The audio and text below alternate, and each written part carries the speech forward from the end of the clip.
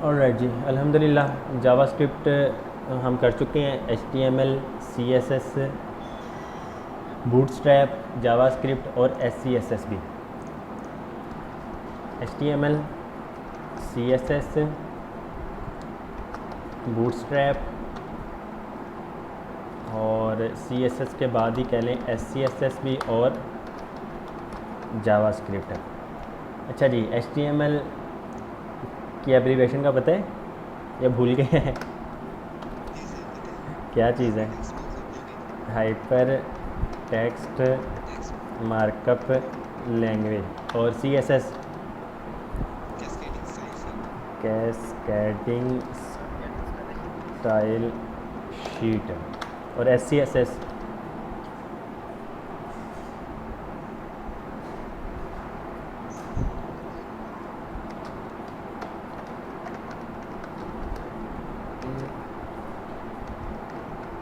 Cascading style sheet. Bootstrap का हमने कौन सा वर्जन किया था या कौन सा कर रहे हैं हम? सर 5। 5 कर रहे हैं। बूटस्ट्रैप हम 5 कर रहे हैं। और जावास्क्रिप्ट हमने कौन सी की है? ECMA ECMA script script script 6। 6।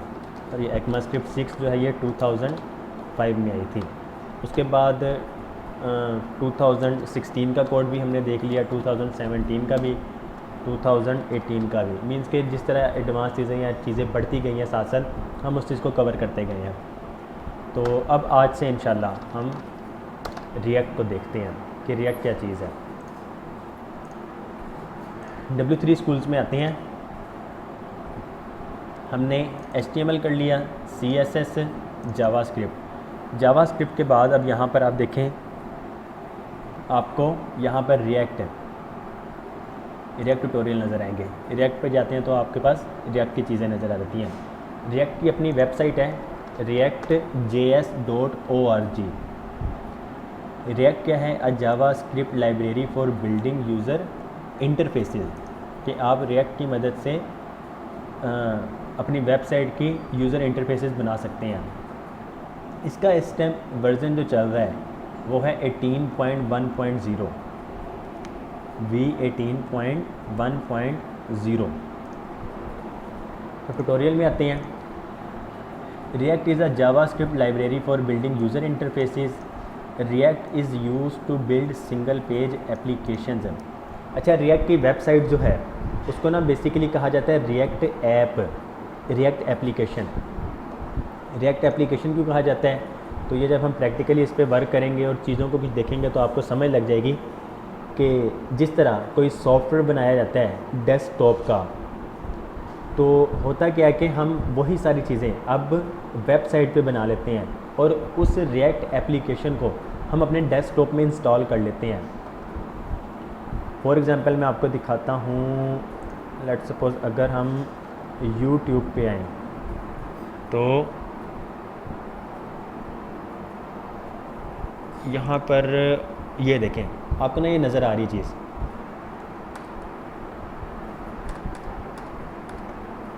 ये चीज़ इस पे देखें, इंस्टॉल YouTube आ रहा है। तो ये सारी चीज़ें ना आप रिएक्ट एप्लीकेशन के साथ कर सकते हैं। अब जब हम इस पर क्लिक करते हैं तो ये देखें, इंस्टॉल ऐप, इंस्टॉल करें।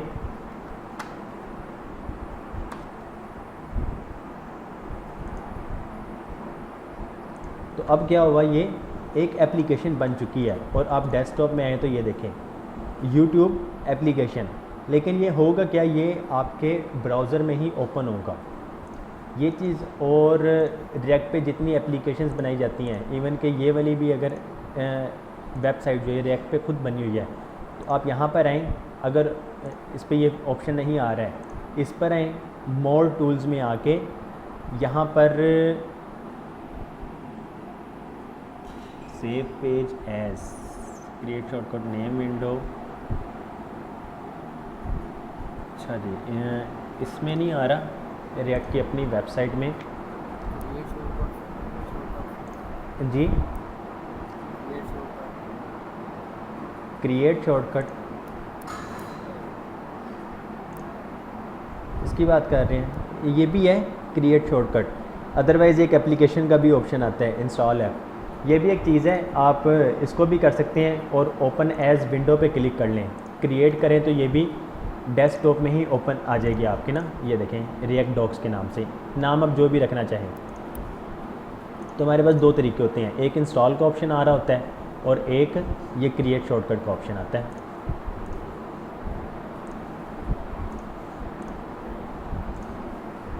ओके जी, तो सिंगल पेज एप्लीकेशंस क्या होती हैं कि आपकी पूरी वेबसाइट है एक बारी सर्वर से डाउनलोड हो जाती है और आपके ब्राउज़र में वो स्टोर हो जाती है, तो फिर आप उसको एक पेज से दूसरे पेज पे इजीली नेविगेट कर सकते हैं। फॉर एग्जांपल अगर मैं आपको वेबसाइट दिखाऊं, ये वेबसाइट ये बनी है रिएक्ट पे,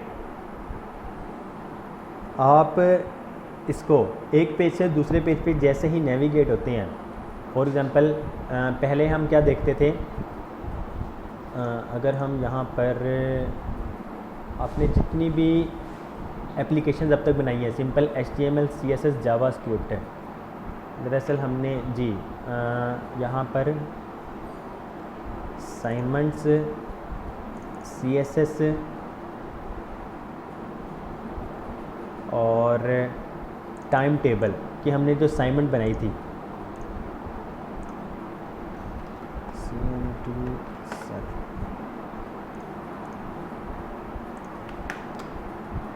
जी ये टाइम टेबल याद है, ये जो आप लोगों ने बनाई थी। तो जब हम एक पेज से दूसरे पेज पे नेविगेट होते हैं तो यहाँ पर क्या होता है, पेज रिफ़्रेश होता है, ऐसा ही है, हम गए पेज रिफ़्रेश हुआ। रिएक्ट की एप्लीकेशन में क्या होता है, अब आप यहाँ पर ही देखें, जैसे ही हम एक पेज से दूसरे पेज पे फॉर एग्ज़ाम्पल हम इस पेज पे आ जाते हैं, या फिर ये कैलकुलेटर ज़कात कैलकुलेटर बना हुआ है, हम जैसे ही इस पे आते हैं ये उसी टाइम आपके पास पेज शो हो जाता है और ये पेज रिफ़्रेश नहीं होता है, तो ये सिंगल पेज एप्लीकेशंस कहलाती हैं। और आजकल इस रिएक्ट पे जो वेबसाइट्स बनती हैं उनकी स्पीड बहुत फास्ट होती है एक पेज से दूसरे पेज पे नेविगेट करने के लिए। इसमें देखें हम एक पेज से दूसरे पेज पे जाते हैं, ये टाइम लेती है। ये तो दरअसल लोकल हम सर्वर पे ही यूज़ कर रहे हैं ना। अब यही अगर वेबसाइट को हम डिप्लाई कर दें, और आई थिंक हमने डिप्लाई किया हुआ भी था सर्च पे, search CMD search list,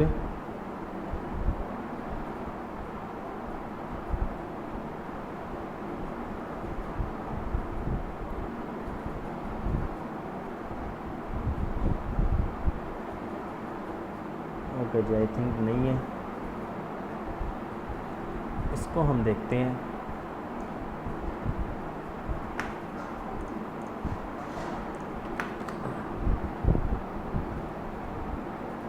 okay जी, ये वेबसाइट लोड हुई और सारा डाटा आपका आ गया। अब देखिए हम जैसे ही एक पेज से दूसरे पेज पे नेविगेट होते हैं तो ये टाइम ले रही है, हालांकि बहुत लाइट वेट वेबसाइट है, बहुत ही ज़्यादा, इसमें कुछ भी नहीं डाटा इतना, लेकिन एक पेज से दूसरे पेज पे नेविगेट होते हैं तो ये टाइम ले रही है। अब यही अगर रिएक्ट पे बनी होती वेबसाइट, हम जैसे ही इस पर क्लिक करते तो ये देखें ये साथ ही आपका दूसरा पेज शो हो गया, और ये जितना भी डाटा ये सारा का सारा डाटाबेस से आ रहा है। तो डाटाबेस में आने में टाइम लेगा, क्योंकि वो ज़ाहिर सी बात है वो दूसरी चीज़ है, लेकिन वेबसाइट का जितना भी डाटा है, और ये सिंगल पेज एप्लीकेशन है, तो ये एक बार ही सारा का सारा डाटा आ जाता है। अब जैसे हम इस पर क्लिक करते हैं तो ये देखें ये सारी की सारी चीज़ें आपकी विद इन मिली सेकेंड्स में चीज़ आ जाती है। तो ये रिएक्ट की एप्लीकेशन है जी। कोई सवाल हो किसी का इसके रिलेटेड?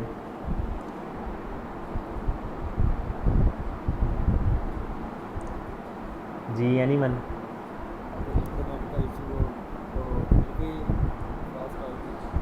इंटरनेट का तो है ना, यानी कि फॉर एग्जांपल अब अगर मैं इंटरनेट बंद कर भी देता हूँ तो ये वेबसाइट मेरे पास है, मैं किसी भी पेज पे जाना चाहूँ वो मुझे उसका डाटा मिल जाएगा, क्योंकि ये जितनी भी पूरी की पूरी वेबसाइट है ये अब इस टाइम आपके ब्राउज़र में इसका डाटा स्टोर हो चुका है।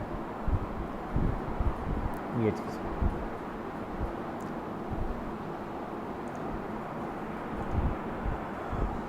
ओके जी। React allows us to create reusable UI components. For example अब इस वेबसाइट में ही अगर एग्जांपल ली जाए, होम का पेज 3 पेजेस ये, और 4 5 6 7 8 9-10 तकरीबन कह लें कोई 15 से 20 पेजेस हैं इस वेबसाइट में।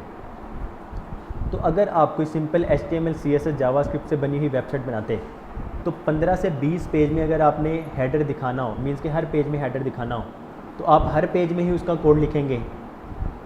ऐसा ही है हेडर का। और फुटर में आते हैं तो फुटर का भी आप ज़ाहिर सी बात है हर पेज में कोड लिखेंगे, सिर्फ और सिर्फ दरमियान का कोड चेंज होगा। ऐसा ही है। तो रिएक्ट में क्या होता है, रिएक्ट में आप UI कंपोनेंट जो हैं, ये जो कंपोनेंट्स हैं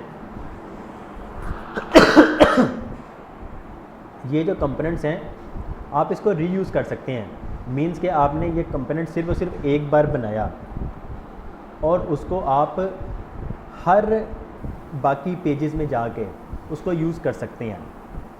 इससे क्या होता है, ये आपके रीयूज़ हो रहे हैं।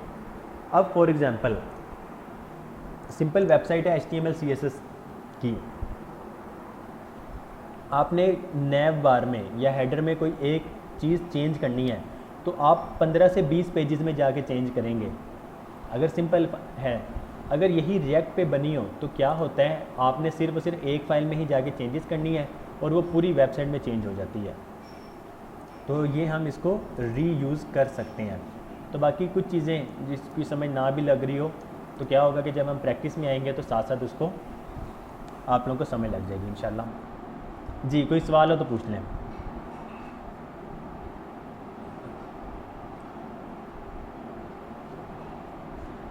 ओके जी, रिएक्ट का कोड कुछ इस तरह का होता है।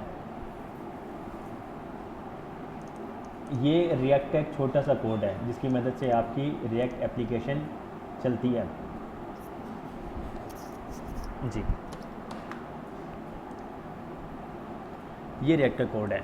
इंपोर्ट रिएक्ट फ्रॉम रिएक्ट, हम रिएक्ट को इंपोर्ट कर रहे हैं। रिएक्ट एक लाइब्रेरी है, एक फ़ोल्डर बना होता है, उसमें से हम चीज़ों को इंपोर्ट कर रहे होते हैं। और import React DOM from React DOM, उसके बाद रिएक्ट को यूज़ करने का तरीका। To learn and test React you should set up React environment on your computer, कि आपके कंप्यूटर में आपने रिएक्ट का इन्वायरमेंट सेटअप करना है। तो इन्वायरमेंट सेटअप करने में पहले तो क्या होता था, बहुत मुश्किल होता था। उसके बाद हमारे पास आ चुका क्रिएट रिएक्ट ऐप। इसकी मदद से हमारा काम बहुत ही आसान हो गया, मीन्स के काम ना होने वाला हो गया है कि अब हमें इन्वायरमेंट क्या, हमें सिर्फ और सिर्फ Node.js चाहिए होता है और क्रिएट रिएक्ट ऐप की मदद से हम रिएक्ट का सेटअप जो है वो रिएक्ट का सेटअप कंप्लीट कर लेते हैं और अपने सिस्टम में इंस्टॉल कर लेते हैं। इसको यूज़ करने का तरीका, Node.js इंस्टॉल्ड है आप लोगों के सिस्टम में, क्योंकि हमने सर्च की इसकी मदद से ही इंस्टॉल किया था। तो आप लोगों के सिस्टम में Node.js इंस्टॉल्ड होगा, तो Node.js इंस्टॉल होना चाहिए। उसके बाद आप लोगों ने क्या करना है, प्रोजेक्ट फोल्डर में आए, solutions world web and Wylab dev. अब यहाँ पर हमारे पास HTML CSS बूटस्ट्रैप जावास्क्रिप्ट के बाद एक और आ जाएगा 5 में रिएक्ट। प्रोजेक्ट बनाने का तरीका रिएक्ट का, CMD में जाएं और यहाँ पर आप लोगों ने लिखना है npx create react app, npx create react app space देके अब आपने लिखना है अपनी ऐप का नेम। तो ऐप का नेम हम क्या रखें जी नुमान भी, क्या रखें ऐप का नेम जो हमने प्रोजेक्ट बनाना है? जी विजुअलाइज़र। ओके जी, ये कह रहे हैं। ओके जी, हमारे प्रोजेक्ट का नेम होगा विजुअलाइज़र। एंटर किया। इस सेटअप को कंप्लीट करने के लिए आपके पास नेट होना लाजमी है, क्योंकि ये बहुत सारा डाटा नेट से अब डाउनलोड करेगा। तो कोड है npx क्रिएट रिएक्ट ऐप और आगे आपने ऐप का नेम देना है। कोड में आते हैं, जब तक ये डाउनलोड हो रहा है इसने ऑटोमेटिक काम अपना कर देना है। तो यहाँ पे देखें npx create react app my react app. Create react app will set up everything you need to run a react application. Okay जी, अब इस एप्लीकेशन को रन करने का तरीका, इन्होंने ऐप का नेम क्या रखा है, माई रिएक्ट ऐप। हमने क्या रखा है, विजुअलाइज़र। तो अब हम क्या करेंगे, अगर हमने अपनी एप्लीकेशन को रन करना है, हम उस प्रोजेक्ट फोल्डर में जाएंगे, cd करके चेंज डायरेक्टरी करके यहाँ पे विजुअलाइज़र रखेंगे। ये तो फर्स्ट टाइम करने का ना, आप डायरेक्टली उस प्रोजेक्ट फोल्डर में जा सकते हैं। यहाँ पर फ़ोल्डर जो बन जाएगा इस नेम से एक फ़ोल्डर बन जाएगा, उस फोल्डर में जाएंगे और वहाँ पर जाके हम दोबारा से cmd को रन करेंगे। cmd को रन करके आपने लिखना है npm start। npm start जैसे ही करेंगे तो ब्राउज़र में एक और टैब ओपन हो जाएगा लोकल होस्ट 3000 पे, और उसमें आपको इस तरह का नज़र आने लग जाएगा। ये एक रिएक्ट की एप्लीकेशन होगी। अच्छा जी, रिएक्ट सीखने के लिए what you should already know. अच्छा जी, ये मैं शफीक साहब को दिखाने लगा था, शफीक साहब पहले ही चले गए हैं। तो रिएक्ट सीखने के लिए आपको ऑलरेडी क्या पहले से पता मालूम होना चाहिए, HTML, CSS और JavaScript. You should also have some experience with the new JavaScript features introduced in ECMAScript 6. You will learn about them in the React ES6 chapter. कि हमने जो ES6 सीखा है, जो पढ़ा है हमने, वो आपकी React एप्लीकेशन को यूज़ करने के लिए, React में काम करने के लिए वो लाजमी है, क्योंकि React में ही ECMAScript 6 बहुत यूज़ होता है। तो ECMAScript 6 इसमें भी है, तो आप दोबारा भी पढ़ सकते हैं, हम थोड़ा बहुत देख भी लेंगे। तो बाकी ये सारी चीज़ें थी। अब हम इसका वेट करते हैं, फैच मेटा डाटा। ये तो काम ही नहीं कर रहा, ऐसा लग रहा है।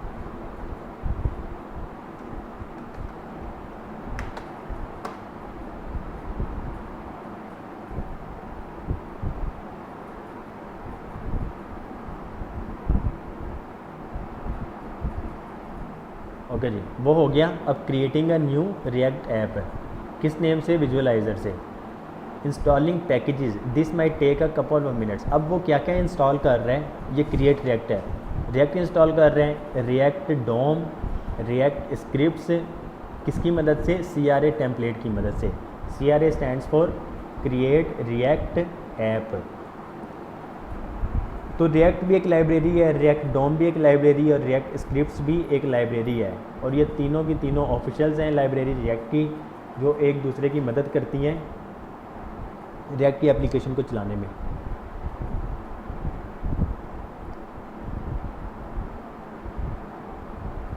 अच्छा, जब तक ये होता है हम आगे मज़ीद थोड़ा पढ़ लेते हैं। इंट्रो में, React sometimes refer to as a front end JavaScript framework is a JavaScript library created by Facebook. React की लाइब्रेरी जो है वो बनाई किसने है, फेसबुक ने, और फेसबुक की अपनी एप्लीकेशन जो है वो भी, या फेसबुक की वेबसाइट जो है वो रिएक्ट पे ही बनी है। React is a tool for building UI components. How does React work, React काम कैसे करता है। React creates a virtual DOM in memory. DOM stands for, याद है डोम,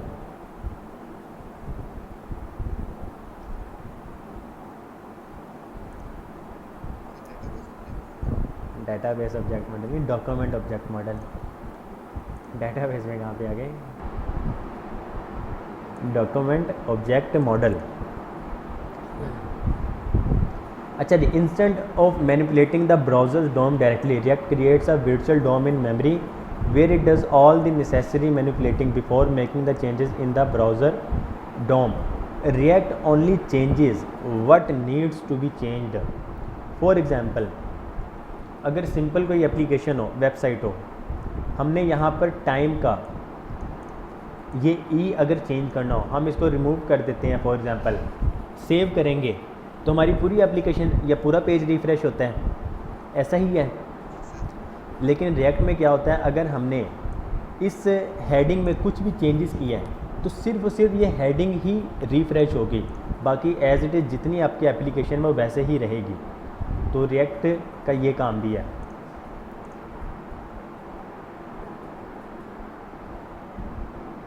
React find out what changes have been made and changes only what needs to be changed.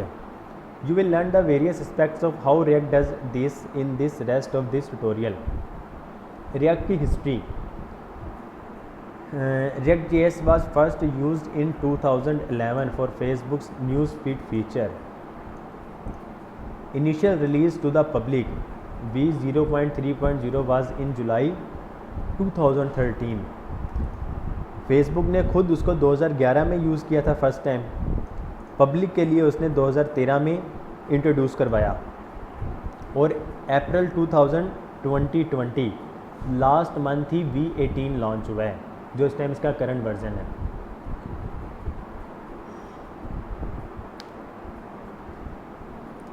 अच्छा जी, create react app includes built tools such as webpack, babel and ES lint.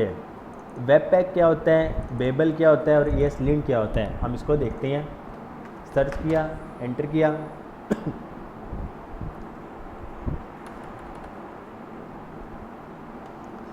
Okay ji. Webpack क्या है? Webpack is a free and open source modular bundler for JavaScript.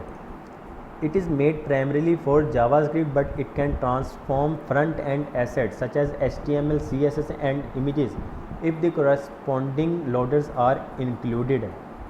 होता क्या है?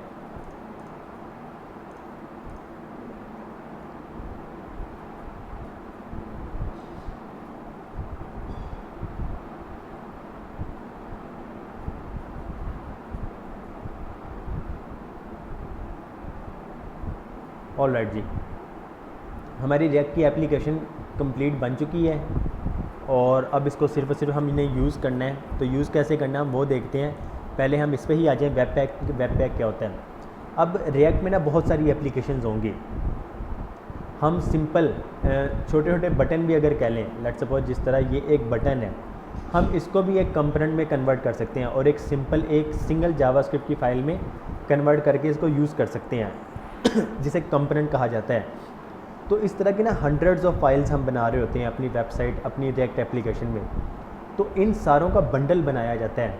तो bundle किस मदद से बनता है? वेबपैक की मदद से बनता है जी। ये बताइएगा, क्लियर है ये वेबपैक का कॉन्सेप्ट?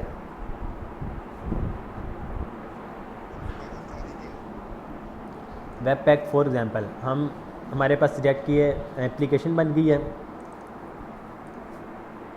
और सोर्स में आते हैं। सोर्स में आपकी मेन फाइल तो ये है। अगर मैं आपको कोई प्रोजेक्ट फोल्डर दिखाऊं, for example programming React WS logs, let's suppose ये एक रिएक्ट का प्रोजेक्ट है। सोर्स फोल्डर में आए और इसमें देखें कंपोनेंट्स, इसमें देखें बहुत सारे कंपोनेंट्स हैं। team.js जावास्क्रिप्ट की file, single team member, single expertise page, single blog page. तो ये बहुत सारी फाइल्स JS की ही हम यूज़ कर रहे होते हैं रिएक्ट में। इन सारों का बंडल बनाया जाता है, इन सारों का बंडल बनाया जाता है। तो वो बंडल किस मदद से बनता है? वो वेबपैक की मदद से बनता है कि उसको एक फाइल में कन्वर्ट किया जाए। जी क्लियर है ये वेबपैक? उसके बाद बेबल, आपके पास बेबल क्या होता है? बहुत सारे ब्राउज़र जो हैं वो ECMAScript 6 या 2015 या उससे अबव के कोड को नहीं समझते हैं अभी भी। तो बेबल क्या करता है? बेबल आपके लेटेस्ट जो भी कोड है उसको जो बैकवर्ड जो कंपैटिबल ब्राउज़र्स हैं उसमें कन्वर्ट करता है। Babel is a free and open source JavaScript transcompiler that is mainly used to convert ECMAScript 2015, ECMAScript 2015 का मतलब ECMAScript 6 और उससे अबव के कोड को बैकवर्ड्स कंपैटिबल वर्जन में कन्वर्ट करता है। तो ये बेबल का काम है कि लेटेस्ट कोड को वो उस कोड में कन्वर्ट कर देता है जो लेटेस्ट ब्राउज़र पुराने ब्राउज़र नहीं समझ सकते हैं। बस ये काम है बेबल का। जी क्लियर है। उसके बाद ESLint ESLint क्या करता है, ये आपके कोड को एनालाइज कर रहा होता है और जो भी प्रॉब्लम्स होती हैं आपके कोड में उसको आइडेंटिफाई कर रहा होता है और आपको साथ साथ बताता भी है कि यहाँ एरर आ रहे हैं। तो ESLint का बहुत फ़ायदा है हमें रिएक्ट में। ESLint is a static code analysis tool for identifying problematic patterns found in JavaScript code। तो आपके कोड में जहाँ जहाँ इशू आ रहे हों तो वो आपको बताता है। फॉर एग्ज़ाम्पल आपने एंकर टैग यूज़ कर लिया और href यूज़ नहीं किया, तो क्या हमें एंकर टैग यूज़ करने का कोई फ़ायदा है? तो ये ना आपको बताता है फिर साथ में कि आपने एंकर टैग यूज़ किया लेकिन href में कोई वैल्यू नहीं पास की है, ये href एट्रीब्यूट नहीं यूज़ किया है, तो ये आपको आइडेंटिफाई कर देगा उस एरर का। और इमेज टूल आपने इमेज एलिमेंट यूज़ किया है, इमेज एलिमेंट में आपने ऑल्ट एट्रीब्यूट नहीं यूज़ किया है, तो ये उसको भी आइडेंटिफाई करेगा कि आपने ऑल्ट एट्रीब्यूट लाजमी यूज़ करना है।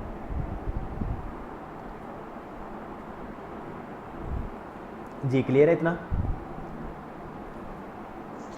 ये सारी चीज़ें नहीं, ये इसके साथ इंस्टॉल हो चुका है, रिएक्ट के साथ ही इंस्टॉल हो चुका है। ये वेबपैक भी, बेबल भी और ESLint भी। ये देखें लिखा हुआ है create react app includes build tools such as webpack, babel and ESLint। Okay जी, अब हम आते हैं अपने रिएक्ट एप्लीकेशन में जो अभी हमने ताज़ा बनाया है। तो ये हमारे प्रोजेक्ट का नेम है जिन। अब ये देखें ये कंप्लीट बन चुका है। राइट क्लिक करें, open with code. Open with code किया हमने, तो यहाँ पर देखें आपके पास ये आपका प्रोजेक्ट फोल्डर आ गया है। इसमें हमने जो चीज़ें करनी है वो हमारे पास सोर्स फोल्डर में आ रही होंगी। हमारी CSS की फ़ाइल, app.js की फ़ाइल है, index.css की फ़ाइल। इसमें कुछ चीज़ें जो एक्स्ट्रा होती हैं हम उसको डिलीट कर देते हैं, लेकिन सबसे पहले हम इसको रन करते हैं। तो रन करने का क्या तरीका है, अभी हमने पीछे ही पढ़ा है, किस तरह रन करेंगे इसको।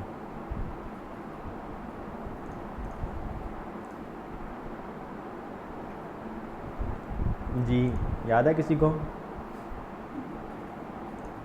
प्रीवियस में जाएं और यहाँ पर रन दी रिएक्ट एप्लीकेशन, सबसे पहले CD उस प्रोजेक्ट फोल्डर में गए, एप्लीकेशन को, रिएक्ट एप्लीकेशन को रन करने के लिए हम क्या करते हैं, npm स्टार्ट लिखेंगे।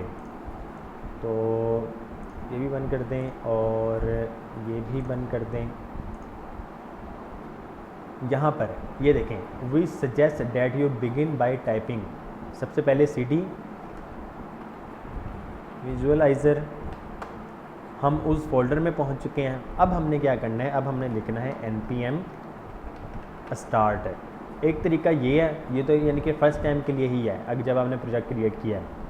लेट्स सपोज ये तो बंद हो गया, आपने सिस्टम को भी बंद किया, आप दोबारा से रन करेंगे। तो रन कैसे करेंगे, आप उस प्रोजेक्ट फोल्डर में जाएं, यहाँ पर cmd करें और यहाँ पर लिखें npm स्टार्ट, एंटर किया। तो अब क्या होगा, अब ये एप्लीकेशन आपकी रन होगी। स्टार्टिंग डेवलपमेंट सर्वर, ये देखें जी आपकी एप्लीकेशन अब ये चलने लगी है।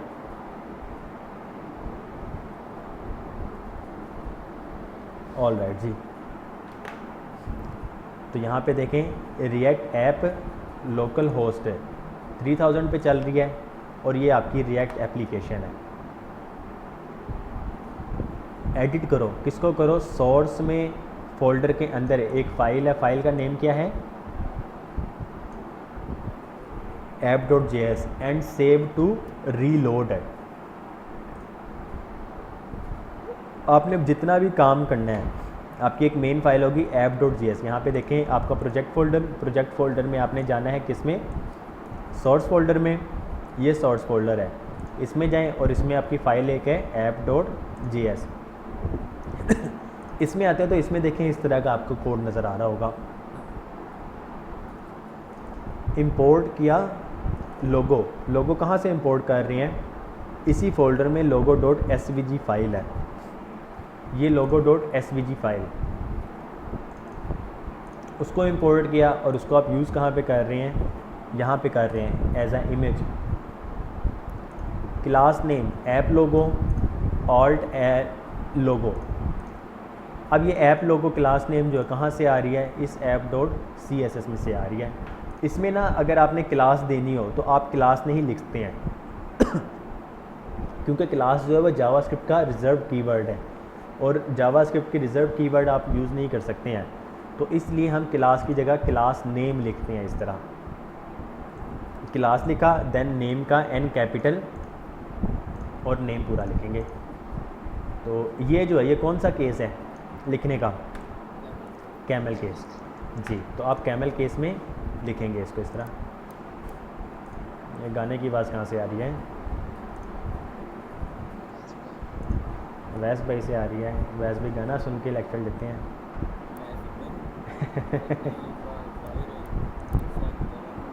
अच्छा, आप लोग वहाँ पे इस टाइम रिक्शे चलते हैं? आप लोग तो कहते हैं इस टाइम सारे सो जाते हैं। अच्छा जी, खैर यहाँ पर अब लेट्स सपोज हमने इस चीज़ को ख़त्म करनी है तो सबसे पहले यहाँ पर ये हेडर जो है इसको हमने ख़त्म कर दिया। अब देखें हमने ये लोगो जो इंपोर्ट किया था हम ये कहीं पे यूज़ कर रहे हैं, अब वो लोगो कहीं पे भी यूज़ नहीं हो रहा है। तो जो चीज़ आप यूज़ ना कर रहे हो उसको इंपोर्ट भी ना किया जाए। यहाँ पर हम लिखते हैं H1 we are learning React at solutions world. Save किया तो ये देखें जैसे ही सेव करेंगे ऑटोमेटिक वो चेंजेस हो जाएंगी। अब यहाँ पर नीचे हम लिखते हैं पैराग्राफ, यहाँ पे लिख दें लॉरेम आइपिज्म। सेव किया तो यहाँ पे देखें लॉरेम आइपिज्म आ गया। अब क्या हुआ, अब इसमें कुछ भी चेंजेस नहीं हुई, मीन्स के पेज रिफ़्रेश नहीं हुआ। यहाँ पे देखिएगा पेज रिफ़्रेश नहीं होगा। इसको हम यहाँ पे लिखते हैं और इसको यहाँ पे करते हैं। एक और पी एलिमेंट लेते हैं, this is a paragraph. Save किया तो ये देखें ना तो ये पेज रिफ़्रेश हुआ ना कुछ और, सिर्फ और सिर्फ ये चीज़ आ गई। इसको ख़त्म करते हैं। सेव किया तो ये देखें वो पैराग्राफ रिमूव हो चुका। तो ये आपकी रिएक्ट एप्लीकेशन एक है।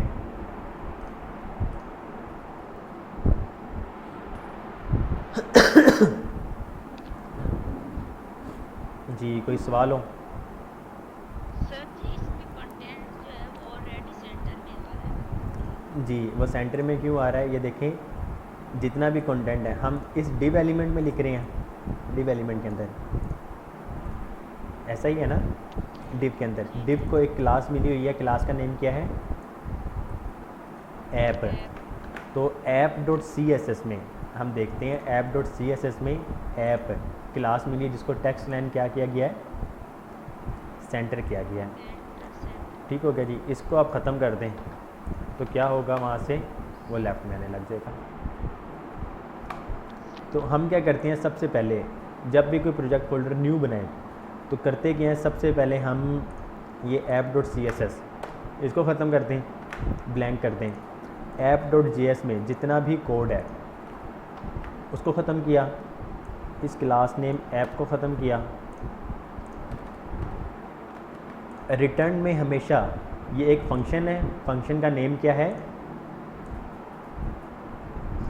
ऐप उसमें हम रिटर्न कर रहे हैं। रिटर्न क्या कर रहे हैं, यहाँ पे ये ना JSX कहलाती है, जावास्क्रिप्ट एक्स। जावास्क्रिप्ट एक्स में क्या है, अब अगर आप लोगों को याद हो कल ही हमने जावास्क्रिप्ट किया है और फंक्शन भी बनाया था। तो फंक्शन में आप कोई इस तरह का HTML का कोड डायरेक्ट तो नहीं लिख सकते हैं, ऐसे ही है ना। तो JSX में हमें लिखने की इजाज़त होती है। तो आपने यहाँ से रिटर्न कुछ ना कुछ लाजमी करना है। अगर हम इसको ख़त्म कर देते हैं तो अब ये देखें, ये एरर देगा। अब ये आपको एरर दे रहा है। अब हम इसको रन करते हैं तो ये देखें, ये इसने एरर दे दिया। आपने यहाँ पे रिटर्न में कुछ ना कुछ लाजमी रिटर्न करना है। अब सेव करेंगे तो ये एरर ख़त्म हो गया।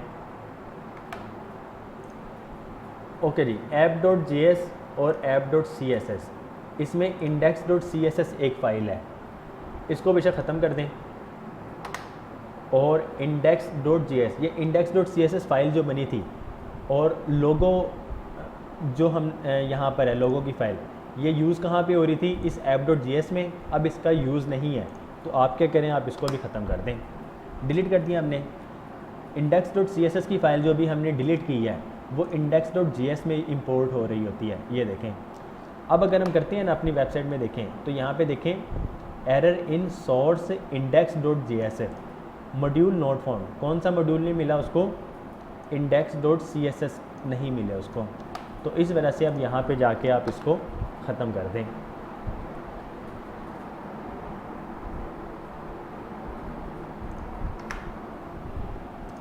अच्छा जी, आपकी वेबसाइट जो है ना, हमारा ब्राउज़र जो है वो 3 चीज़ों को समझता है। कौन कौन सी चीज़ों को, कौन कौन सी लैंग्वेज को समझता है जी, बताएंगे कोई। आपका ब्राउज़र जो है 3 लैंग्वेज समझता है जो हमने अभी तक पढ़ी हुई हैं, कौन कौन सी।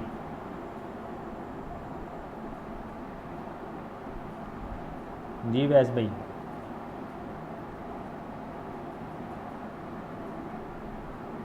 आपकी आवाज़ नहीं आई।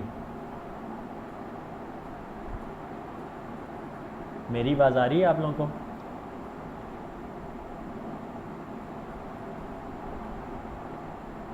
जी नुमान भाई, अंस भाई, मेरी आवाज़ आ रही है? अच्छा जी, मुझे आप लोगों की आवाज़ नहीं आ रही है। मैं 1 मिनट पेज को रिफ़्रेश कर लूँ।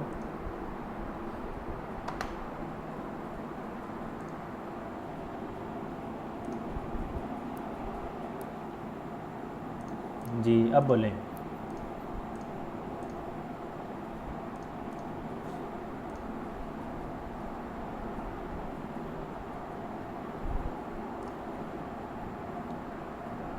जी शहजादे अब बोलें।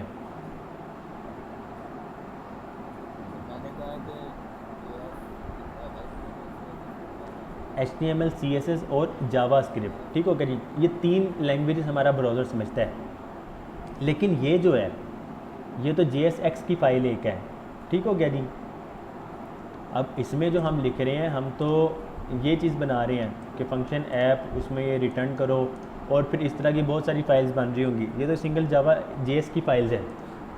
एक्चुअल में काम क्या हो रहा है, हमारे पास ये जो चीज़ नज़र आ रही है या फिर ये तो JS की फ़ाइल है, लेकिन ब्राउज़र में जो आपको चीज़ नज़र आती है वो किस फाइल की नज़र आती है। हमारी मेन फाइल जो होती है वो जी index.html होती है ना।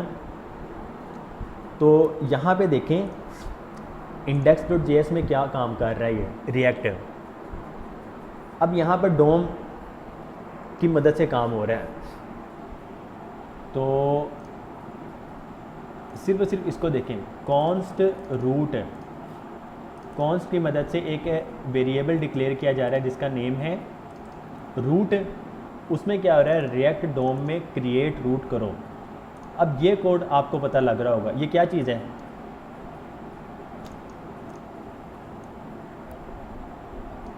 जी, डॉक्यूमेंट में से एक एलिमेंट को गेट किया जा रहा है बाय आईडी, और आईडी क्या है, रूट है।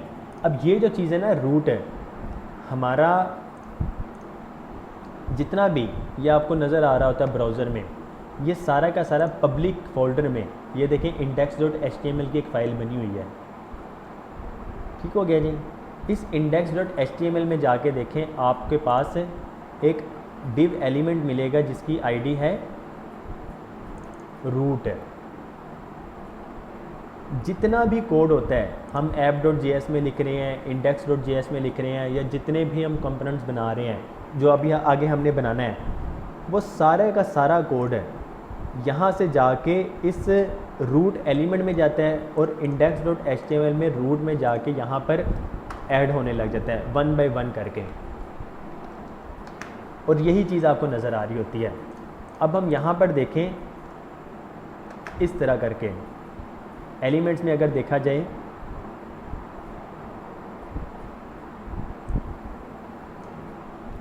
तो ये देखें, आपको index.html ही नज़र आएगा। बॉडी, ये आपका बॉडी में आपके पास दो एलिमेंट हैं, कौन कौन से, एक नो स्क्रिप्ट और एक डिव जिसको आईडी मिली हुई है रूट। नो स्क्रिप्ट ये एलिमेंट तब काम करता है जब आपके ब्राउज़र में जावास्क्रिप्ट रन ना हो रहा हो।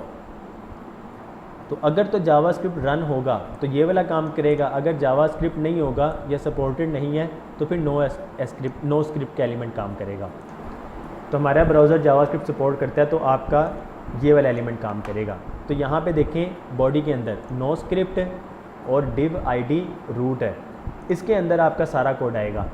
हमारे app.js में याद है हमने ब्लैंक div छोड़े हुए हैं, एक ही div एलिमेंट लिया हुआ है ब्लैंक। app.js में देखें ये रिटर्न हो रहा है। लेट्स सपोज मैं यहाँ पर h1 कर देता हूँ, अब साथ h1 this is a heading, save किया तो यहाँ पे देखें अब div एलिमेंट के अंदर दिस इज़ अ हेडिंग, ये आ गया। तो आपकी रिएक्ट एप्लीकेशन इस तरह काम कर रही है, बस दिखाने का ये मकसद था। जी क्लियर है? सर ये आपकी स्क्रीन शेयर नहीं हो रही। यस सर, मुझे भी नहीं स्क्रीन शेयर। शेयर तो की हुई है वैसे। शेयर है नजर आ रही क्या आ रही है वो टेक्स्ट पे रखे हुए हैं, आप लोग ना रिफ्रेश करें या रीज्वाइन करें आप लोग।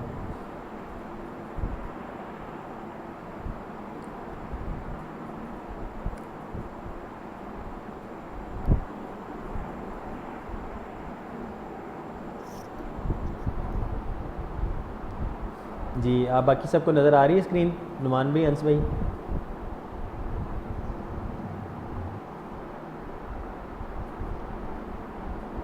सर आ रही चलो इस फाइका भी आ जाए। जी मुझे बताइए, यहाँ तक आप लोगों का क्लियर है जिन्होंने देख लिया है?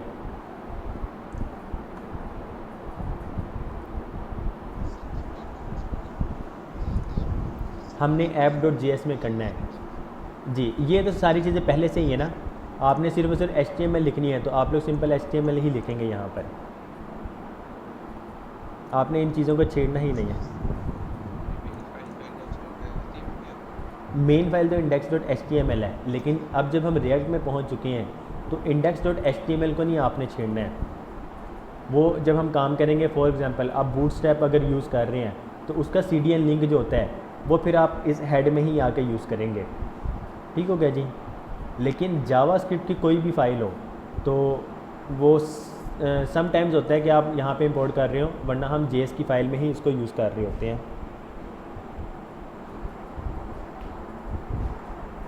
सर ये रिएक्ट की जो फाइल बनाएंगे वो अलग से बनाएंगे? जी हमने अलग से बनानी है। ये तो इसकी मतलब जी बोले। किस नेम से सेव करनी है सर? वो जिस नेम से, फॉर एग्जांपल अगर हेडर है तो हेडर के नेम से होगी, फुटर है तो फुटर के नेम से होगी। नहीं सर, ये वो जैसे हम करते हैं ना इंडेक्स डॉट HTML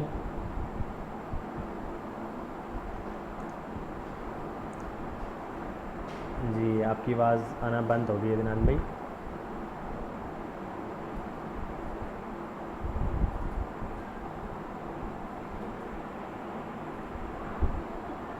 जी वैसे भी आप बताइएगा आवाज़ आ रही है या बोलें आप कुछ?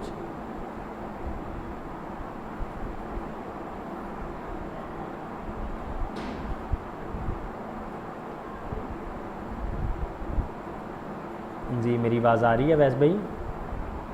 अच्छा जी आवाज़ आ रही है पर मुझे नहीं आप लोगों की आ रही। जी नुमान भाई, अंस भाई आप कुछ बोलें।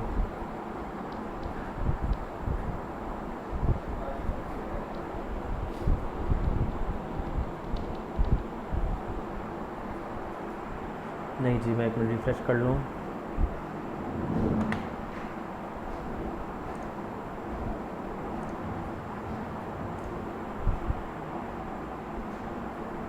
जी अब बोलें।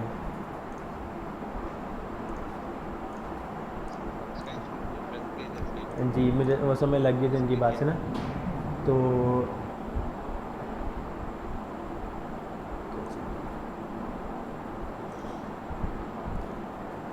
जी जिस तरह उसमें हम इंडेक्स डॉट एच बनाते हैं CSS में, CSS की फ़ाइल बेसिकली ये जो है ये जावास्क्रिप्ट पे हम काम कर रहे होते हैं। तो जावास्क्रिप्ट की जो एक्सटेंशन होती है वो .js होती है। तो आपने ये कौन जी एल्स भाई बंद कीजिएगा माइक, शोर आ रहा है आपकी तरफ से बस।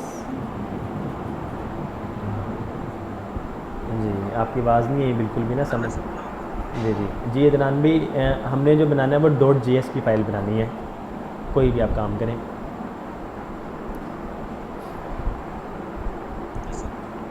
तो ये तो दरअसल आप लोगों का फर्स्ट लेक्चर है और रिएक्ट आपके सामने पहली बार आई है। तो जैसे जैसे हम काम करेंगे समझ लग जाएगी इंशाल्लाह आहिस्ता आहिस्ता कि कैसे हम क्या काम कर रहे होते हैं। जी मिस फाइका, अब आपको स्क्रीन नज़र आ रही है?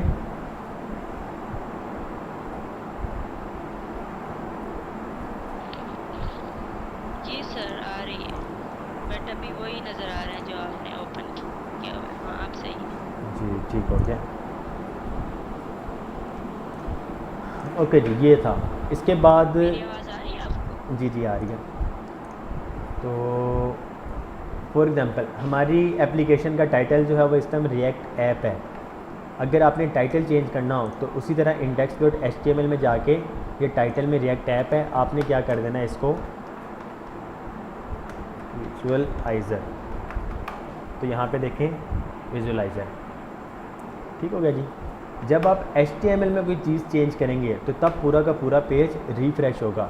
लेकिन अगर आप app.js, दरअसल ये index.html में तो हम बहुत कम करते हैं, जिस तरह कुछ चीज़ें होगी, टाइटल हो गया या कोई लिंक लगा दिया या डिस्क्रिप्शन वगैरह चेंज कर दी, तो ये तब काम होता है। लेकिन जब हम index.js या app.js वगैरह में काम करेंगे तो तब वो पेज रिफ़्रेश नहीं होगा।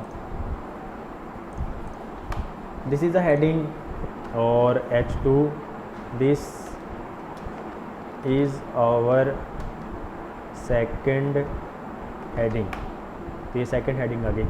अच्छा यहाँ पे देखें सिंपल ब्राउज़र में आपको यहाँ पे मार्जिन और पैडिंग मिलती है और हम बॉक्स साइजिंग बॉर्डर बॉक्स लगाते हैं।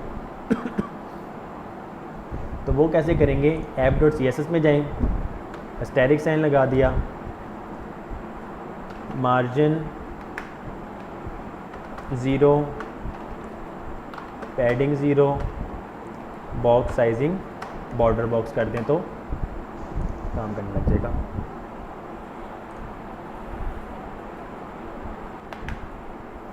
जी क्लियर है इतना?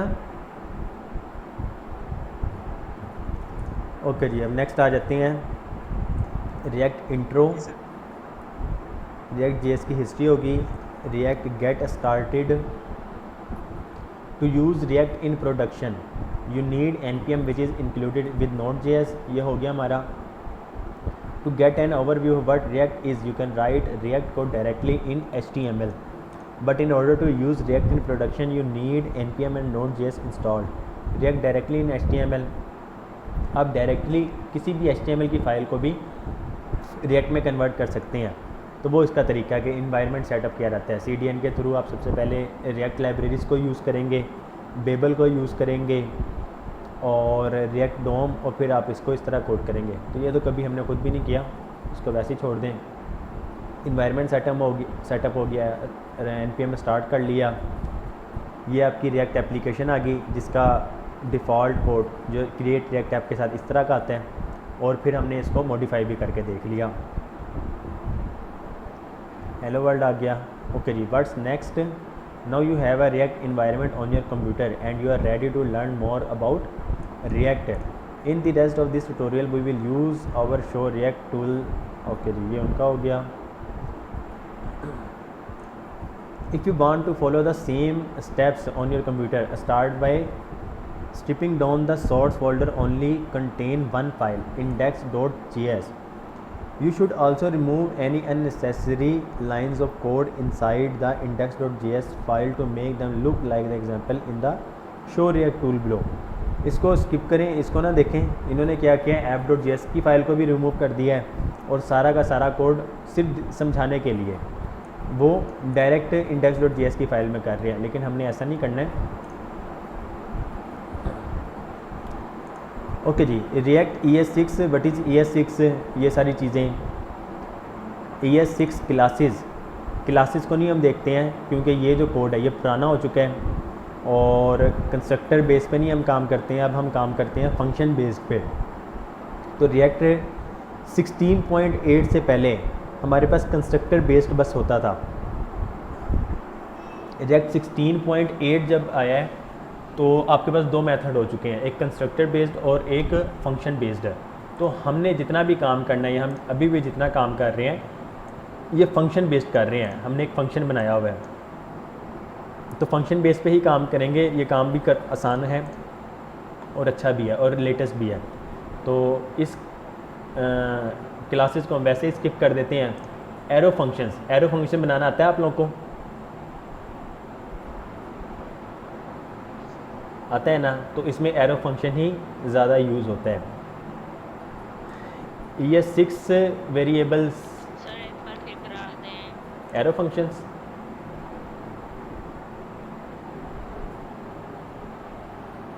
जी सर अच्छा जी, ये हम देख लेंगे। हमने दरअसल आज इसको करना नहीं है, बस मैं इसका ओवरव्यू ही दे रहा हूँ ये क्या चीज़ें हैं। एरो फंक्शन जो है ना फिर हम मंडे को ही करेंगे इंशाल्लाह। दरअसल मैं तसव्वुर भाई का वेट कर रहा हूँ कि तसव्वुर भाई आए ना, वो आप लोगों की हेल्प बहुत ज़्यादा हो जाती है उनकी वजह से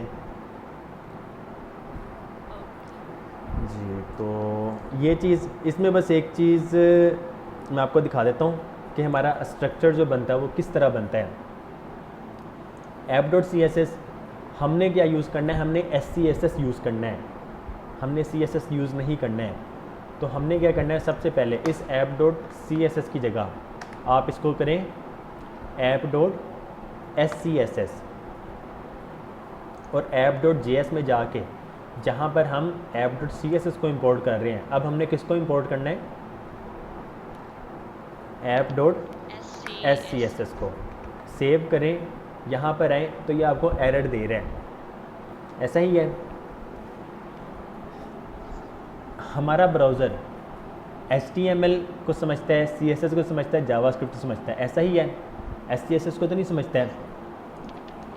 हमने पुराने जितने प्रोजेक्ट बनाए हैं सिंपल HTML CSS के, हम SCSS को कन्वर्ट करते थे CSS में, ऐसा ही है। लेकिन इसमें अभी तक हमने कन्वर्ट नहीं किया है। तो इसमें कन्वर्ट करने का क्या तरीका है, सबसे पहले आप Ctrl+C प्रेस करके ना इसका सर्वर बंद कर सकते हैं, जो सर्वर चल रहा हो इसे बंद करें। VS कोड में ही ना आपका टर्मिनल ओपन हो जाता है। Ctrl+ ये प्रेस करें, जो टेम्पलेट लिटरल्स वाला नहीं कि बैक टिक जिसको कहा जाता है, उसको जब प्रेस करेंगे जो टैब से ऊपर बटन है Ctrl+ बैक टिक वाला, तो आपका ये टर्मिनल ओपन होता है। ये देखें टर्मिनल, और यहाँ पर जाके बाय डिफ़ॉल्ट आप लोगों का पावर शेल होगा। तो यहाँ पे क्लिक करके आप लोग कमांड प्रॉम्प्ट डिफ़ॉल्ट कर सकते हैं, या फिर कॉन्फ़िगर टर्मिनल सेटिंग्स, नहीं ये नहीं, सिलेक्ट डिफ़ॉल्ट प्रोफाइल, जी सिलेक्ट डिफ़ॉल्ट प्रोफाइल में जाके बाय डिफ़ॉल्ट पावर शेल होता है, आप लोग इसको कमांड प्रॉम्प्ट में कर सकते हैं कन्वर्ट। अब यहाँ पर हमने कोई भी लाइब्रेरी इंस्टॉल करनी हो, आप लोगों को याद है सर्च आप लोगों ने इंस्टॉल किया था, किस तरह किया था, कोड उसका याद है?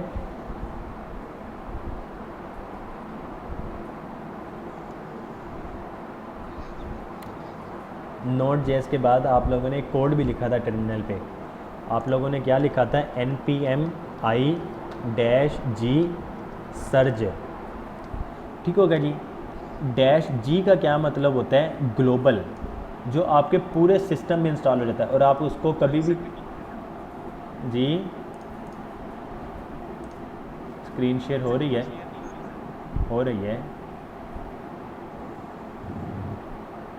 अब आप भी रिज्वाइन करें।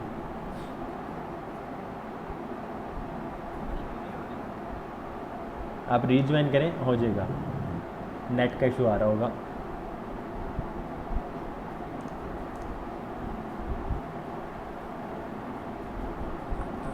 ऊपर इधर ही आती है, आ गई है फैसलाबाद से इधर आ गई। यहाँ पे तो बारिश हो रही है, अब आप लोगों की तरफ बारिश भी जाएगी। आगे बारिश इधर भी आ गई, पहले आती है ये अब अच्छा जी, अब हमने क्या करना है, हमने कोई भी लाइब्रेरी इंस्टॉल करनी है। तो लाइब्रेरी जो है ना, ये npm.js एक वेबसाइट है, npm.js के नाम से। तो जितनी भी लाइब्रेरी, फॉर एग्जांपल कोई डेवलपर वगैरह भी है ना, अगर वो खुद से कोई लाइब्रेरी बनाते हैं वो यहाँ पे अपलोड कर देते हैं, और अपलोड करने के बाद बाकी जितने भी डेवलपर्स हैं उसको डाउनलोड कर सकते हैं। लेट्स सपोज अब बूटस्ट्रैप भी है, आप लोग यहाँ से डाउनलोड कर सकते हैं। और npm जो है ये नोड जब हम इंस्टॉल करते हैं उसके साथ ही इंस्टॉल हो जाता है। अब यहाँ पर आपको एक लाइब्रेरी मिलेगी सैस के नाम से। अगर आपने सैस या SCSS की फ़ाइल बनानी है और उसको यूज़ करना है अपने रिएक्ट एप्लीकेशन में, तो आपको इसको इंस्टॉल करना पड़ेगा अपने प्रोजेक्ट फ़ोल्डर में। प्रोजेक्ट फ़ोल्डर में इंस्टॉल करने का तरीका, अपने प्रोजेक्ट फ़ोल्डर का ही टर्मिनल ओपन करें और वहाँ पे जाके इंस्टॉल कर दें। अब हम करेंगे npm-i सैस, इंस्टॉल किया, इसने इंस्टॉल होने लग जाना है। ये जितने भी इंस्टॉलेशन वगैरह या जो सी चीज़ इंस्टॉल हो रही है वो आपको ना package.json की एक फ़ाइल होती है, यहाँ पे मिल जाएगी। अभी देखें by default React DOM, React scripts, web vitals और ये 3 लाइब्रेरीज़ इंस्टॉल्ड होती हैं बाय डिफ़ॉल्ट। रिएक्ट का वर्ज़न कौन सा है, रिएक्ट डोम का कौन सा वर्ज़न है। और अब देखें हमने अभी अभी जो इंस्टॉल किया है सैस देखें आपको यहाँ पे बता रहा है 1.51.0, तो यहाँ पर भी वही इंस्टॉल्ड हुआ है 1.5.0 ये आपको बता रहा है, और ये लेटेस्ट वर्जन है इस टाइम। तो जितनी भी लाइब्रेरीज़ वगैरह इंस्टॉल होंगी वो आपको package.json एक फ़ाइल है, वहाँ पर आपको नज़र आ जाएगी कि कौन कौन सी लाइब्रेरीज़ इंस्टॉल्ड हैं आपके प्रोजेक्ट में। और इस इस लाइब्रेरी की जितनी भी फाइल्स जो डाउनलोड होती हैं वो डाउनलोड होती हैं इस नोड मॉड्यूल्स के फ़ोल्डर में। तो यहाँ पर आप देखेंगे एक आपके पास सैस का भी फ़ोल्डर आ जाएगा, आ गया होगा यहाँ पर, ये देखें सैस पहले नहीं था, ये अब आया है। तो अब अगर हम इसको अपने प्रोजेक्ट फ़ोल्डर को रन करते हैं, आप यहाँ से ही रन भी कर सकते हैं। रन करने का क्या तरीका है,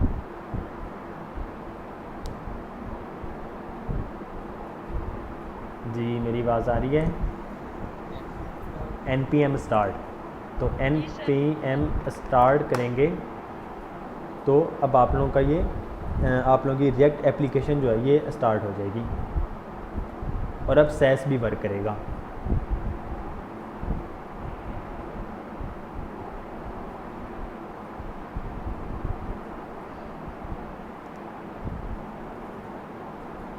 ये देखें जी, हम सैस में कुछ भी चेंजेस करते हैं। अब क्या होगा, ये कोई अलग से फ़ाइल नहीं बनाएगा, इसने अलग से कोई भी फ़ाइल नहीं बनानी है, इसने ये SCSS की फ़ाइल ही रहेगी। लेकिन इसमें आप कोई भी काम करेंगे ये काम करेगा। लेट्स सपोज H1 को क्या करो, उसका कलर रेड कर दो, तो ये देखिए इसका कलर रेड हो गया। चलिए npm फाइल है तो जी npm क्या,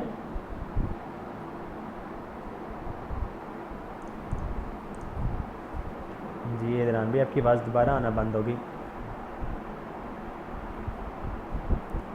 जी मेरी आवाज़ आ रही है, बाकी कोई बता दें। जी ठीक हो गया, मुझे भी आ रही है आप लोगों की। अच्छा अदनान भाई के नेट का इशू है।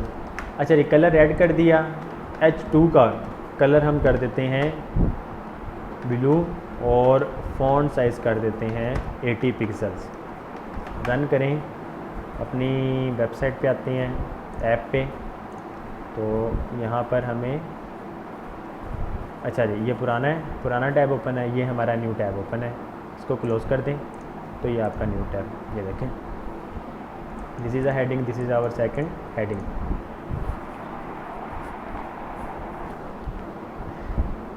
जी क्लियर है इतना?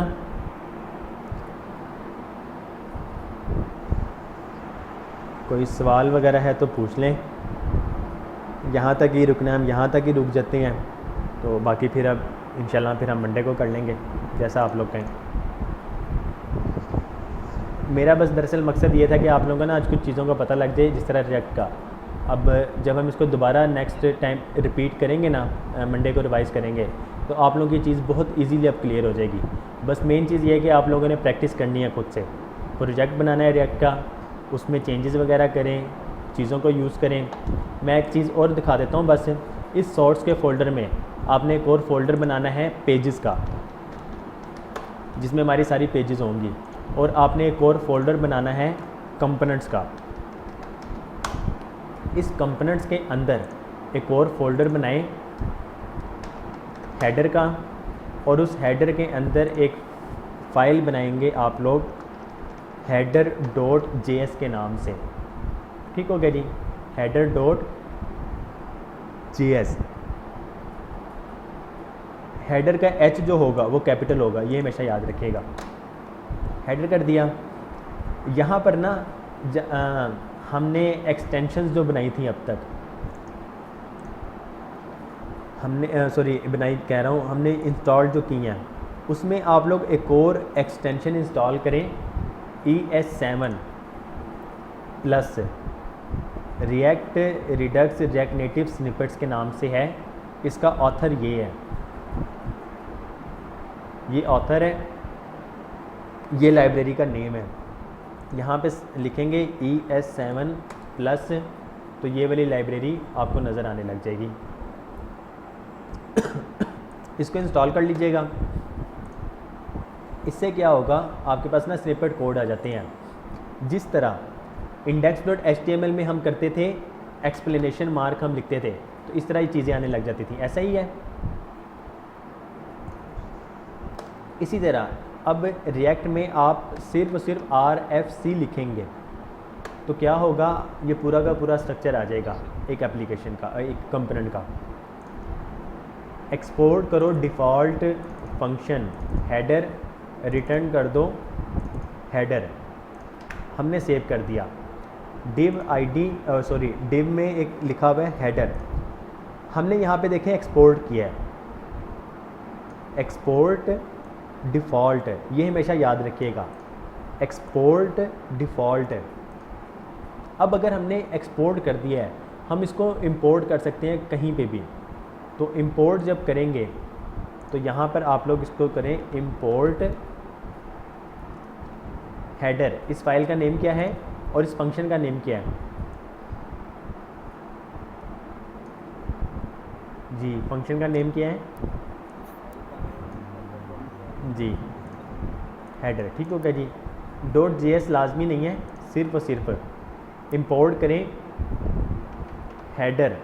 इंपोर्ट कहाँ से करना है वो हम बताते हैं फ्रॉम में, यहाँ पे कर्ली कोटेशन मार्क्स। अब उसका हमने पाथ सेलेक्ट करना है, तो बैक जाएं और सोर्स में, सॉरी कंपोनेंट्स में है ना हेडर,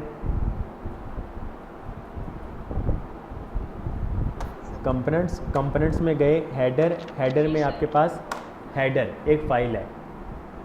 ठीक हो गया जी, हेडर फाइल। अब हमने इसको इंपोर्ट कर लिया है। अब इसको अगर हम यूज़ करना चाहें तो रिटर्न में ना सिर्फ और सिर्फ मेन जो एक पेरेंट होगा सिर्फ एक होगा। आप इस तरह डिव के बाहर आप इसको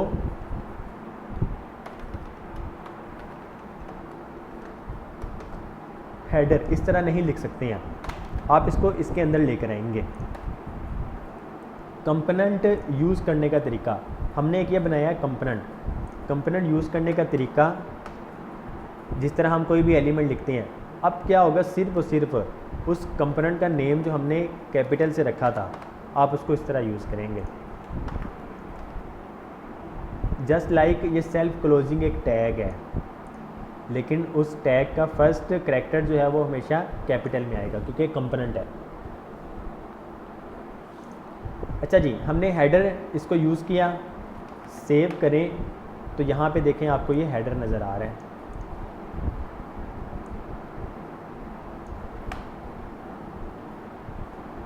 अब इस हेडर को आप अपने पूरी वेबसाइट में कहीं पे भी यूज़ कर सकते हैं। अगर चेंजेस करनी हो सिर्फ और सिर्फ यहाँ पे जाके आपने, लेट्स सपोज आप हम इसको H1 में ले आते हैं, सेव करें तो ये देखें पूरी एप्लीकेशन में वो चेंज हो जाएगा। जी क्लियर है इतना?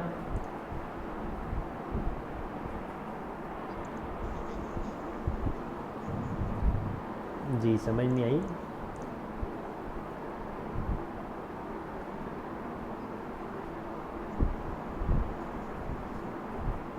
आपकी भी आवाज़ नहीं आ रही नुमान भाई।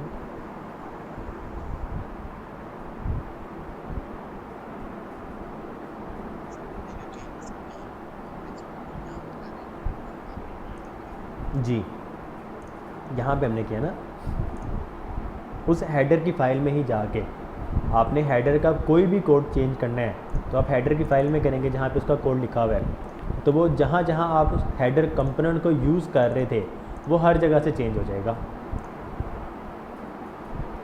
तो ये हमने क्या किया, रीयूज़ कर लिया कंपोनेंट को।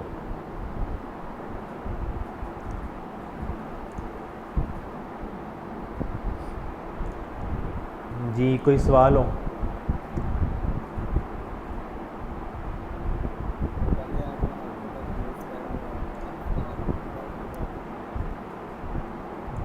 ये सेल्फ क्लोजिंग टैग है ना। क्लोजिंग टैग तो जो होता है वो तो होता है पहले ये आता है, एंड पे नहीं आता है, तो ये तो एरर देगा क्योंकि इसका ओपन टैग नहीं है। सेल्फ क्लोज करना तो आपने इसको इस तरह करना है। अच्छा सर, यहाँ कैपिटल एच से आपने सेल्फ क्लोज किया हुआ है, स्मॉल एच से भी कर सकते हैं? नहीं, स्मॉल से नहीं करेंगे। स्मॉल से करेंगे तो वो आपका एक एलिमेंट बन जाएगा, लेकिन ये जो है ये कंपोनेंट है।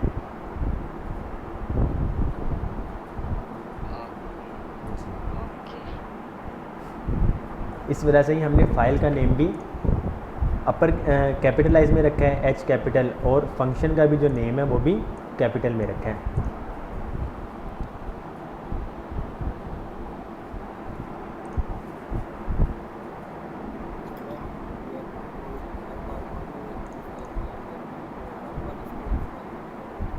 किस चीज़ को इंस्टॉल करना पड़ेगा?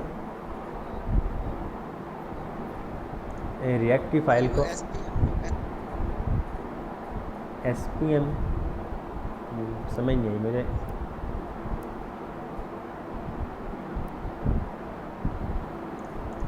जी अदनान भाई ने आई थिंक बोला था। आप बताएं वैसे भी आप क्या पूछ रहे हैं?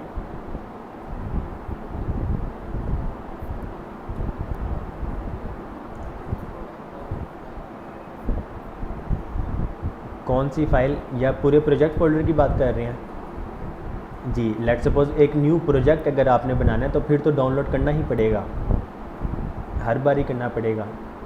एक न्यू प्रोजेक्ट अगर बनाएंगे, ज़ाहिर सी बात है जितने प्रोजेक्ट होंगे, हम जिस तरह न्यू प्रोजेक्ट फ़ोल्डर बनाते हैं तो आपको करना ही पड़ेगा ये। अगर तो उसी प्रोजेक्ट में आप काम कर रहे हैं तो फिर इंस्टॉल नहीं करेंगे, फिर आप जिस तरह जाकर कोड चेंज करते हैं सिर्फ और सिर्फ कोड चेंज करेंगे।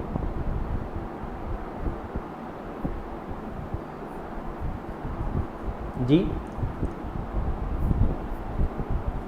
जी जी वो जब भी आपने प्रोजेक्ट फ़ोल्डर, एक न्यू प्रोजेक्ट पे काम करना है या न्यू प्रोजेक्ट बनाना है तो तब आप जाके npx करेंगे दोबारा से। उसका कोड था npx क्रिएट रिएक्ट ऐप और आगे ऐप नेम जो भी आप रखना चाहें। हमारे केस में इस टाइम विजुअलाइज़र है।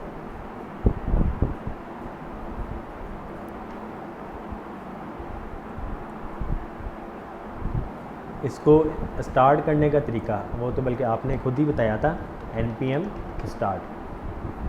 जी ऑल राइट जी, कोई सवाल हो किसी का? जी विकास साहब, कोई सवाल है आपके किस?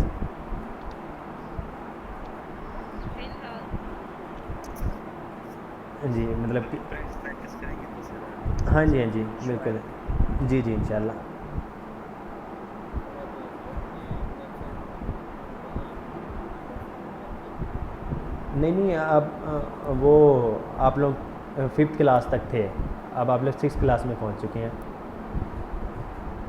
तो अब आपने 5वीं क्लास का एग्ज़ाम तो नहीं ना देना है, या 5वीं क्लास तो नहीं दोबारा पढ़नी है। जी,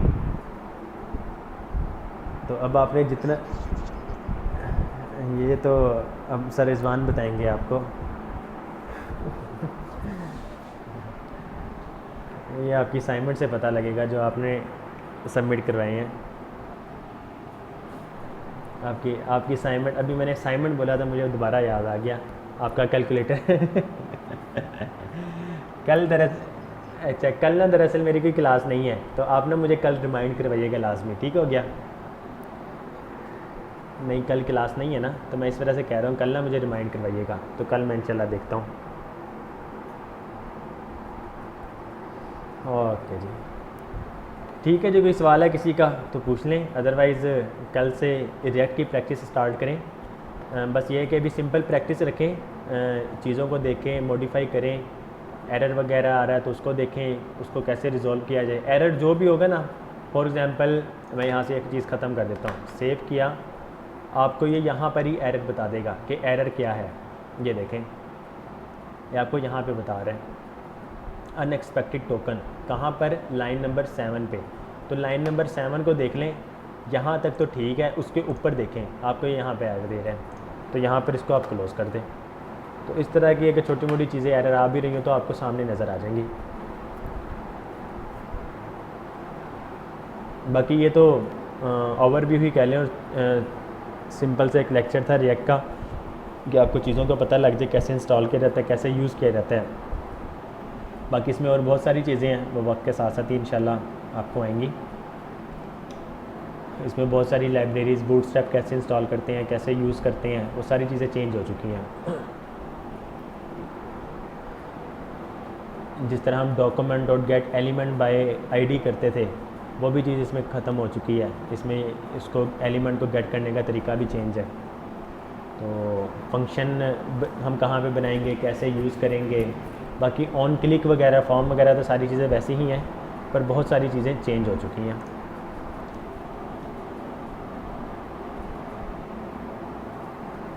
जी कोई सवाल हो किसी का?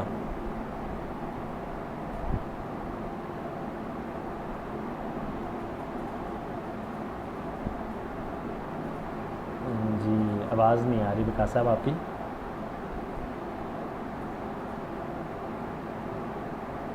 जी वैसे भी आवाज़ मेरी, जी जी बोलें। सर आवाज़ आ रही है लेकिन काफ़ी सारे फिल्म जी अब आ रही विकास साहब, आप बोलें। सर मैं ये कहता हूँ कि काफ़ी ज़्यादा ये कि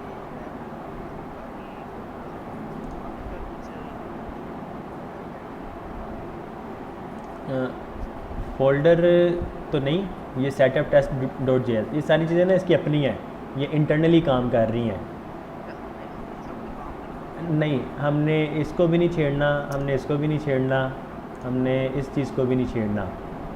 तो इंडेक्स डॉट जे एस का बस मैंने आपको बता दिया कि क्या काम करती है। आपकी मेन जो चीज़ है ना, ऐप डॉट जे एस जो है, ये इंपोर्ट हो रही है इंडेक्स डॉट जे एस में। यहाँ पे देखें इंपोर्ट हो रही है ऐप, यहाँ से इसको एक्सपोर्ट किया जाता है और इंडेक्स डॉट जे एस में इंपोर्ट किया जाता है। आपका जितना भी कोड है ऐप डॉट जे एस में ही आ रहा होता है, 1 बाय 1 करके। जिस तरह हमने देखें हेडर बनाया, हेडर को यूज़ कर लिया ऐप में, और फुटर बनाएंगे तो फुटर को भी यहाँ पे यूज़ कर लेंगे। तो आपका सारा code app dot J S में आ गया, ऐप डॉट जे एस को यहाँ से एक्सपोर्ट किया गया और इसको इंपोर्ट किया गया ऐप में। अब क्या कर रहा है ये रिएक्ट, इंटरनली उस सारे कोड को सिंपल HTML, CSS और जावास्क्रिप्ट में कन्वर्ट करके उसको ऐड कर देता है इस एलिमेंट के अंदर, और ये एलिमेंट जो है आपको इस पब्लिक में index.html में मिलेगा। तो ये इस तरह काम कर रहा है। बाकी गिट इग्नोर, ये गिट की फ़ाइल है, पैकेज डॉट जेसन का मैंने बता दिया कि आपकी जितनी लाइब्रेरीज़ वगैरह होती हैं वो सारी आपको यहाँ पे नज़र आ रही होंगी। पैकेज डैश लॉग जेसन इसको भी छोड़ दें। रीडमी डॉट एम डी, ये जब हम गिटहब पे आएंगे हम उस टाइम देख लेंगे ये क्या चीज़ है। ये भी गिटहब की ही चीज़ है और ये भी गिटहब की चीज़ है। Package dot JSON, package dash lock JSON, ये बता दिया मैंने। Setup test report web tight vitals app dot test dot J S, इसको स्किप कर दें, छोड़ दें, कोई ज़रूरत नहीं है इसको। और इंडेक्स डॉट जे एस है, इसका भी बता दिया, इसको भी नहीं हमने छेड़ना। आपका जितना भी काम है वो सारा ऐप डॉट जे एस के थ्रू ही हो रहा होगा। बाकी पेजेस और कंपोनेंट्स ये हमने खुद बनाए हैं। पब्लिक में जाके एक फेव आइकन, ये आपका आइकन जो है, ये आपका यहाँ पर जो आइकन आता है ये वो चीज़ है। Index dot H T M L हमारी मेन फाइल है। Logo 192, logo 512, robots dot text है, इसको भी स्किप कर दें, इसकी भी ज़रूरत नहीं है। मैनिफेस्ट डॉट जेसन, ये जो चीज़ें हैं ना, ये 3 चीज़ें, ये जब हमारी रिएक्ट कैलें कंप्लीट होने लगेगी तो तब हम इसको देखेंगे इंशाल्लाह। कि जब आप ऐप इंस्टॉल करते हैं तो दरअसल ना ये लोगो ही है सिंपल, ये और ये लोगो है। तो ये लोगो जब आप ऐप इंस्टॉल करते हैं तो यहाँ पे देखें जो एप्लीकेशन का आइकन जो आ रहा है ये वो आइकन है। तो यहाँ पर हम अपने आइकन यूज़ कर रहे होते हैं और ये आइकन यूज़ कहाँ पर हो रहे हैं, ये इस फाइल में यूज़ हो रहे हैं।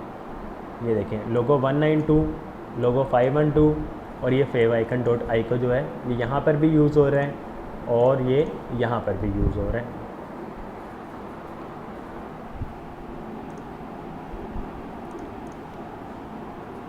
जी विकास साहब आपकी आवाज़ नहीं है। जी जी जी जी ठीक हो गया। ऑल राइट जी, कोई सवाल हो किसी का? बाकी एक चीज़ है, जैसे कि मैंने बस आपको ये इसका दिखाना था कंपोनेंट्स का। कंपोनेंट्स की फ़ाइल बनाए, फ़ोल्डर बनाए, कंपोनेंट्स के अंदर हमने हेडर बना लिया है, हेडर डॉट जे एस। उसी तरह अब आपने कंपोनेंट्स में ही आपने एक और फोल्डर बनाना है फुटर का। फुटर का फ़ोल्डर बनाए, उसके अंदर फुटर डॉट जे एस बनाए, यहाँ पर फुटर का कोड लिखें और ऐप डॉट जे एस में लास्ट में जाके फुटर को इंपोर्ट करके ये लाजमी दिखेगा कि आपकी वेब पेज में हेडर, मेन एलिमेंट सारा और फुटर भी आ जाए।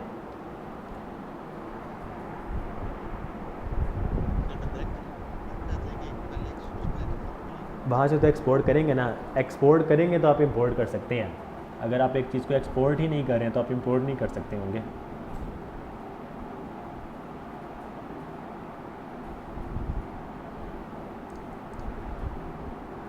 जी ठीक है।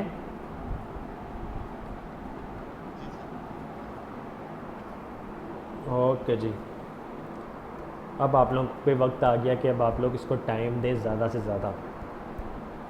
अब आप लोग की जावास्क्रिप्ट भी है ना वो आहिस्ता आहिस्ता इंशाल्लाह क्लियर हो जाएगी। तो जावास्क्रिप्ट भी क्लियर हो जाएगी, रिएक्ट वैसे ही साथ साथ आप लोग यूज़ कर लेंगे। रिएक्ट के बाद हम गूगल फायरबेस पे पहुंच जाएंगे इंशाल्लाह। तो रिएक्ट के कोई ज़्यादा लेक्चर्स नहीं है, रिएक्ट आपकी जो भी मतलब कि इंस्ट्रक्शन डालने को पहले एक्सपोर्ट करनी है। जी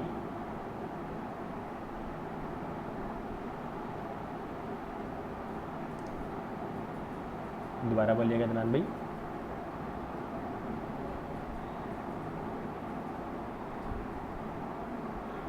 जी आवाज़ नहीं है। अच्छा मैं कह रहा था रिएक्ट का जो है ES6 तो आप लोगों को पहले ही आती है, तो बाकी चीज़ें मज़ीद थोड़ी देख लेंगे।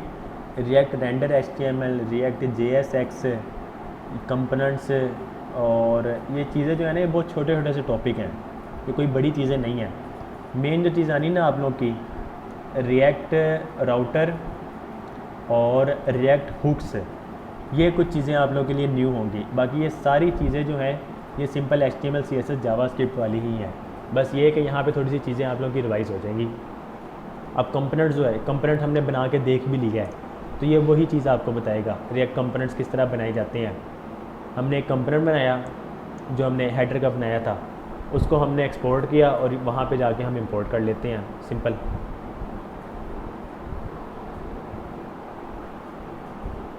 बाकी प्रॉप्स वगैरह, प्रॉप्स एक न्यू चीज़ होगी आप लोगों के लिए, मुश्किल कुछ भी नहीं है, आसान सा है। जिस तरह हम कोई एट्रीब्यूट यूज़ करते हैं उस तरह हम प्रॉप्स यूज़ कर लेते हैं। तो ज़्यादा से ज़्यादा कह लें आपके 2 हफ्ते ही लगने हैं इस चीज़ को, मीन्स के नेक्स्ट एक वीक होगा और इससे एक अगला वीक होगा, आप लोगों की रिएक्ट कंप्लीट हो जाएगी इंशाल्लाह, अगर आप लोग मेरा साथ दें तो।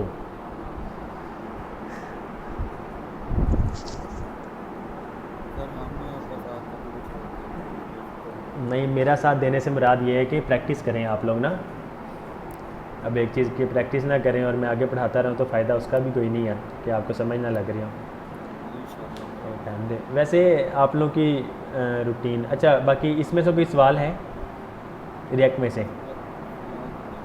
चलें जी ठीक है, मैं उसको स्टॉप करता हूँ।